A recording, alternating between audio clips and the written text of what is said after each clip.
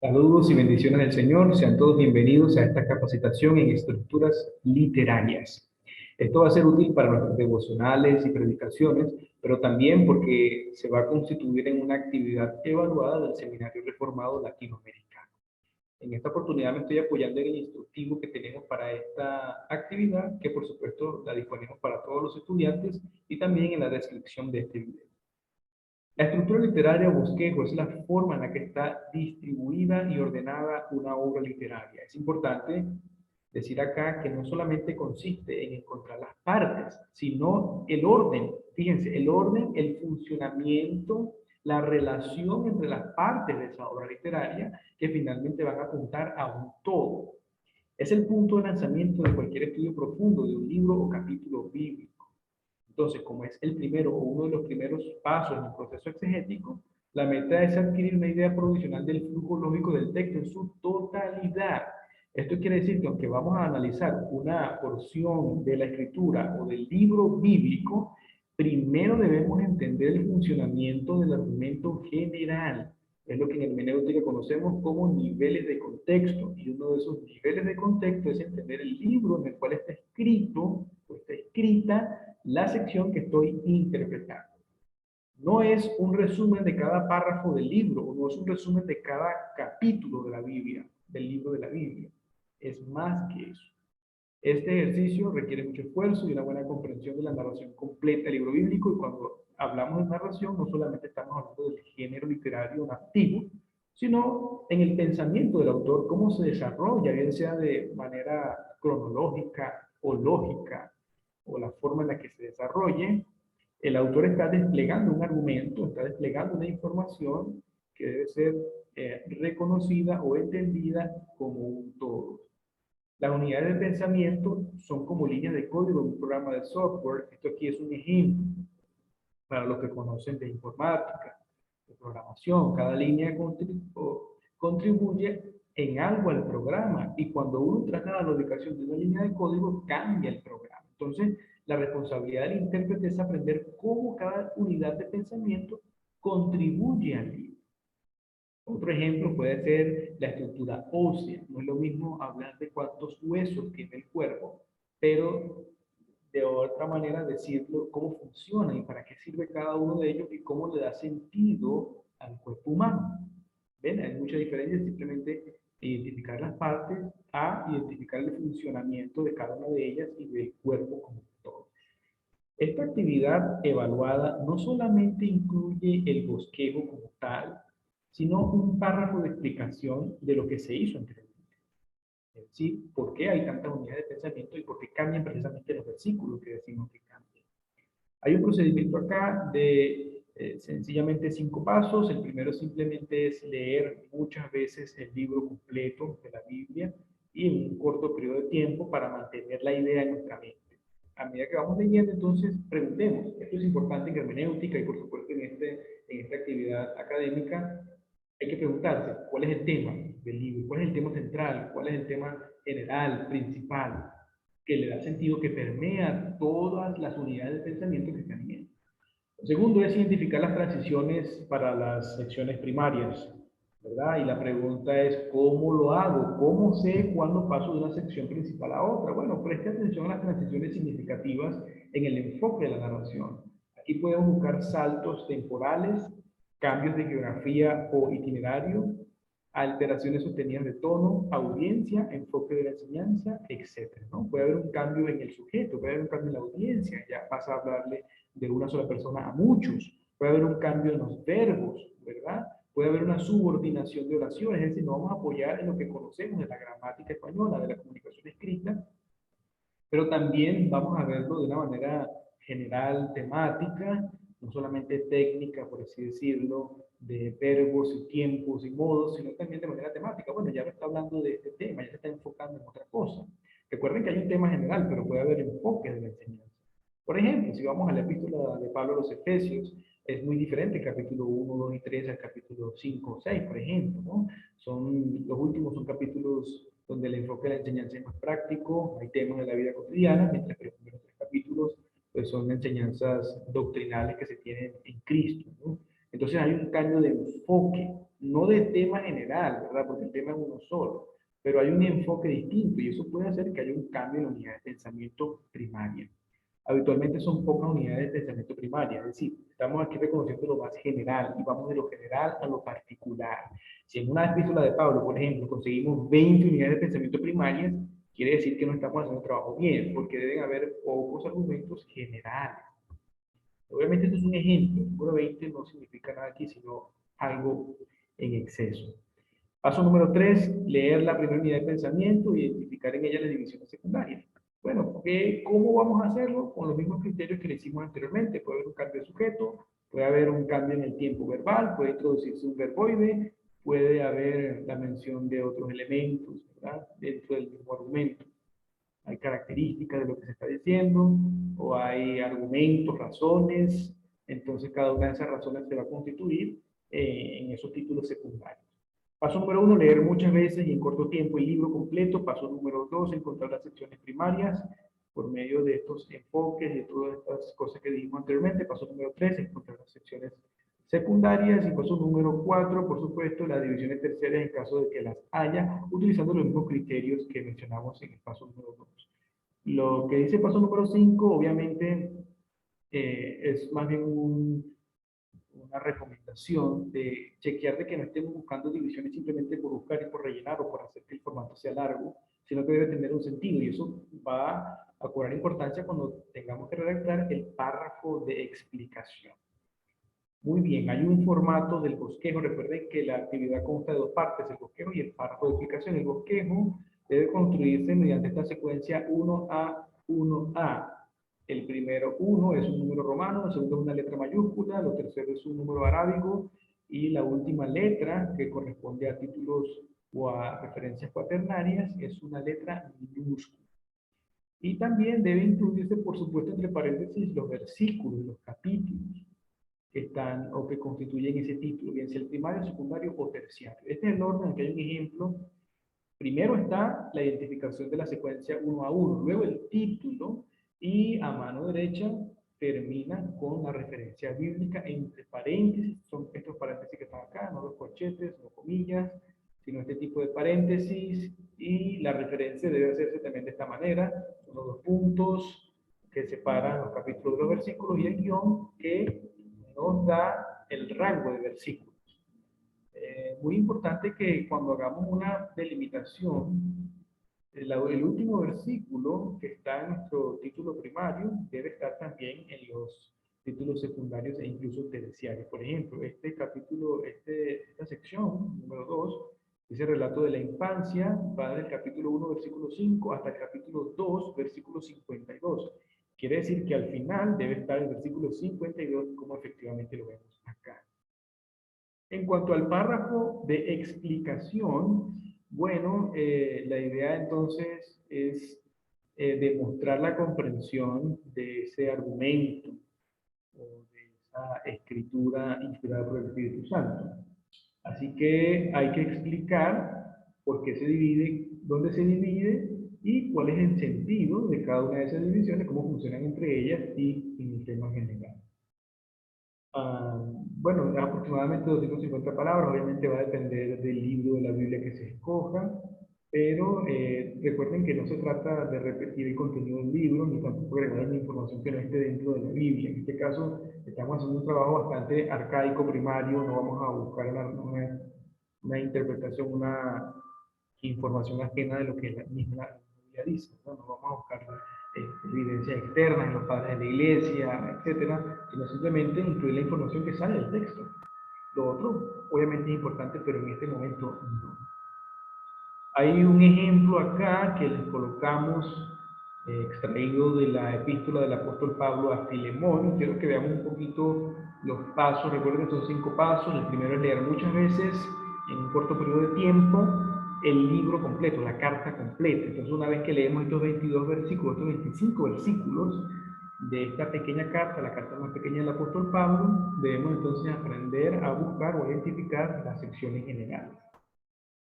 Recuerden que aquí hay un punto importante. Voy a responder algunas preguntas antes de proceder con esto. Pregunta número 1. ¿Todas las estructuras literarias o bosquejos ¿Van a ser iguales en todos los estudiantes? La respuesta es no necesariamente. Lo más seguro es que coincidan en las divisiones primarias, pero a medida que vamos siendo específicos puede haber una variedad de pensamientos. No porque la Biblia sea ambigua, sino por el dominio hermenéutico del estudiante, el dominio de la hermenéutica.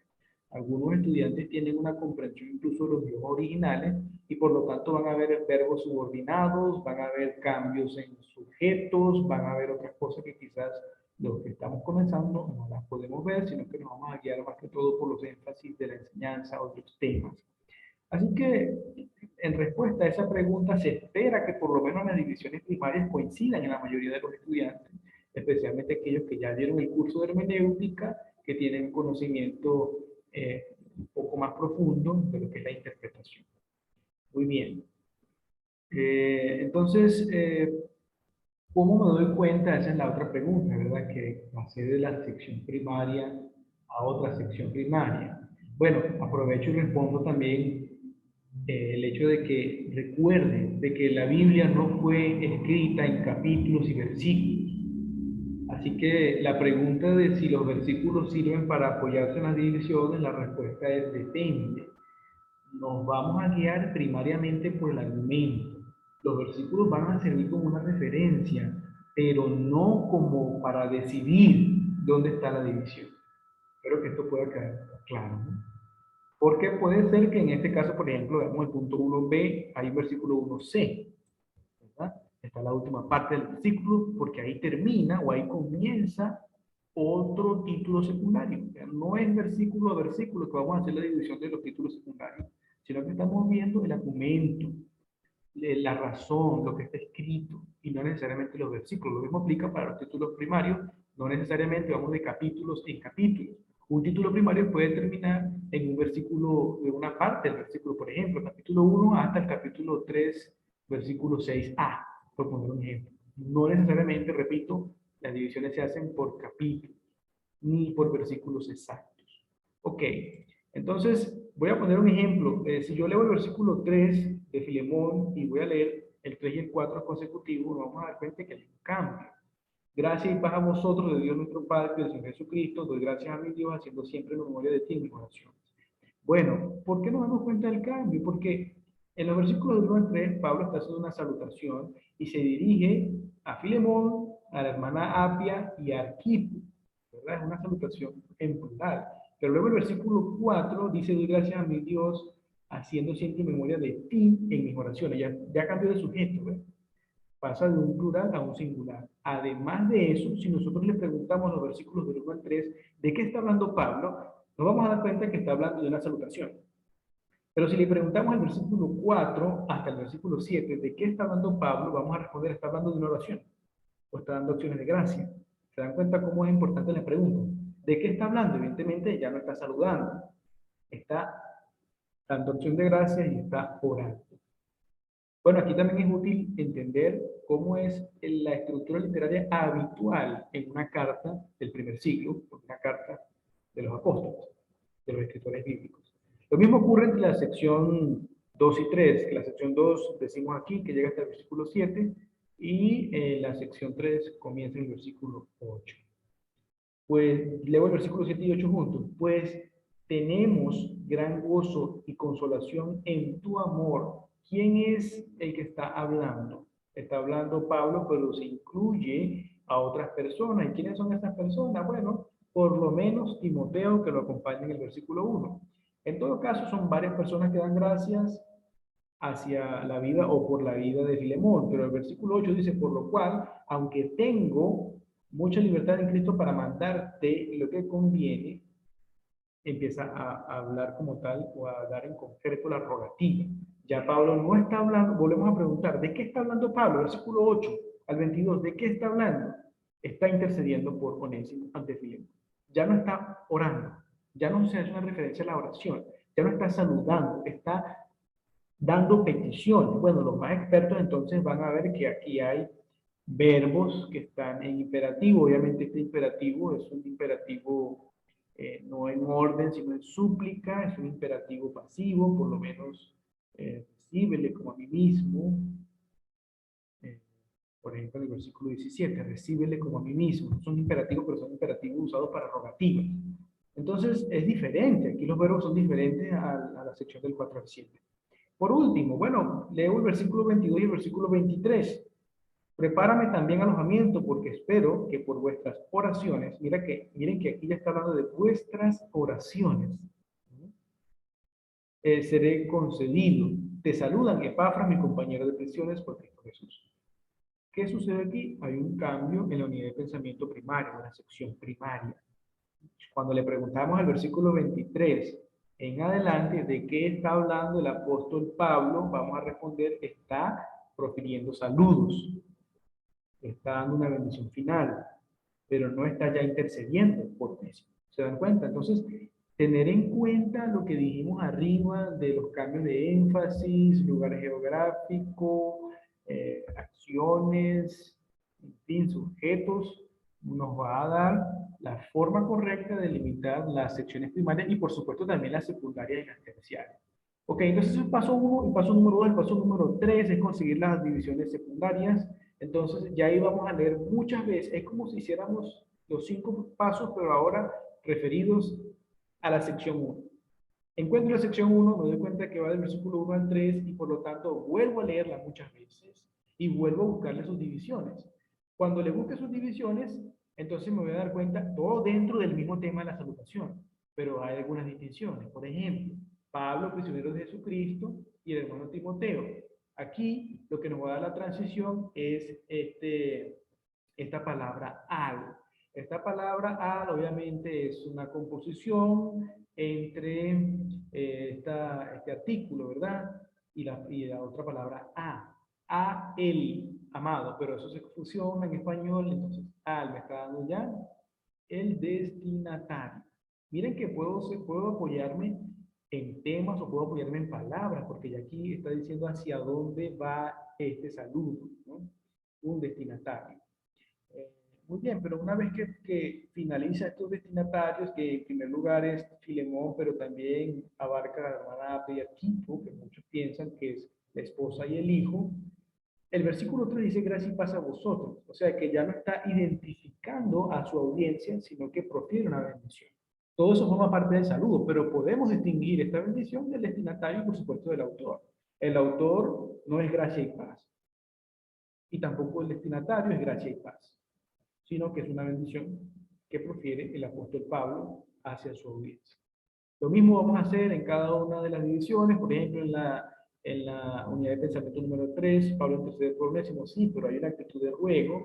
Versículo 8 y 9, Pablo presenta su vejez, Pablo presenta sus presiones por Cristo, se presenta como una persona abnegada que ha sufrido, que ha hecho sacrificio por el Señor y por lo tanto es un ejemplo para Filemón de poder sufrir el agravio. Y también una forma bastante humilde de presentar su ruego. Esto es diferente, por ejemplo, a las evidencias de cambio de Onésimo. Dice que Onésimo ahora es útil, lo cual obviamente es un juego de palabras, porque Onésimo significa útil, pero él había sido inútil antes de ser creyente, pero por la obra de la gracia soberana de Dios es un creyente tan útil que incluso sirve al ministerio apostólico de Pablo. Eso ya no es, ya Pablo no está hablando de él, de su vejez, de sus presiones, ahora está hablando de Onésimo, hay un cambio de sujeto, está hablando de Onésimo. Versículos 15 y 16 ya no habla de Onésimo. Miren, dice, porque quizás para esto se apartó de ti, hablando de Filemón, por algún tiempo, para que le recibieses para siempre. Entonces, aquí lo que va a hacer Pablo es apelar a la providencia divina. Una vez más, no está hablando de Onésimo, está hablando de la providencia de Dios. Luego empieza a hablar de él. Aquí generalmente vemos entonces unos cambios de sujeto.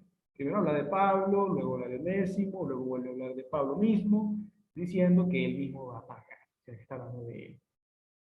Por último, bueno, deja de caer el peso de la responsabilidad en los hombros de Filemón, versículos 20 al 22. Sí, hermano, tenga yo algún provecho de ti en el Señor, conforta mi corazón en el Señor. Es decir, ahora está hablando a Filemón y le está diciendo, haz lo que tienes que hacer conforme al Evangelio. Miren este párrafo de explicación. El tema de toda la carta es la reconciliación entre Filemón, que es el ofendido, Onésimo, que es el ofensor, mediada por el apóstol Pablo. Por eso, luego de identificar y saludar, que vimos que eran los versículos 1, 2 y 3, el autor introduce otra unidad de pensamiento. Aquí estoy diciendo, hay un cambio de unidad de pensamiento. ¿Por qué? Porque ya no saluda, sino que ora y hay una acción de gracia. Allí se observa la utilidad de considerar el Evangelio para el perdón. Está en el versículo 6, ¿verdad? Considera lo que las verdades espirituales que tenemos en Cristo para perdonar. Dios nos ha perdonado a nosotros. ¿Cuánto más no tenemos nosotros que perdonar a nuestros hermanos que cometieron un pecado muchísimo menor, o en menos cantidad también, de lo que nosotros hicimos al Señor? Luego de eso, es decir, aquí hay otra unidad de pensamiento, Pablo se aboca a la intercesión, ya no está orando. Entonces, ahora voy a hablar de esta intercesión. Considera varios elementos y apela a características de Filemón mencionadas en la unidad de pensamiento anterior, es decir, en la oración. Pablo menciona en la oración el amor y fe de Filemón.